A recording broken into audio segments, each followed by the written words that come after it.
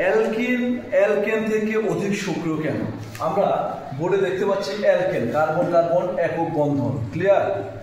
আর কার্বনের যোজনী কয়টা? 4টা, এই জন্য 3 দিকে 3টা দিলাম একটা।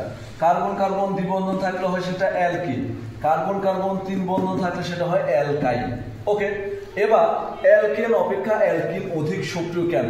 বিষয়টা বোঝানোর আগে আমরা বুঝাবো কার্বন কার্বন একক বন্ধনে এই যে বন্ধনটা, এটা খুবই শক্তিশালী বন্ধন। এই বন্ধনটাকে আমরা বলতে পারি সিগমা বন্ধন, ক্লিয়ার।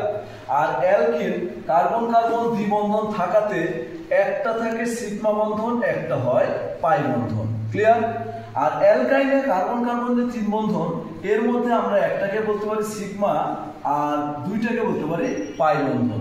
তার মানে অ্যালকেনে একটাই বন্ধন থাকে, সেটা সিগমা, এবং এটা হলো শক্তিশালী বন্ধন। অ্যালকিনে থাকে একটা সিগমা একটা পাই, অর্থাৎ একটা শক্তিশালী একটা দুর্বল। আর অ্যালকাইনে একটা থাকে সিগমা, দুইটা থাকে পাই, অর্থাৎ দুইটাই দুর্বল।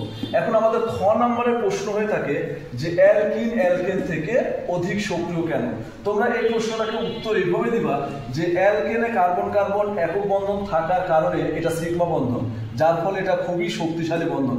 এটা ভাঙতে যে শক্তি দরকার হয় তার তুলনায় অ্যালকিনে কার্বন কার্বন দ্বিবন্ধনের মধ্যে একটা পাই বন্ধন যেহেতু থাকে, এটা দুর্বল।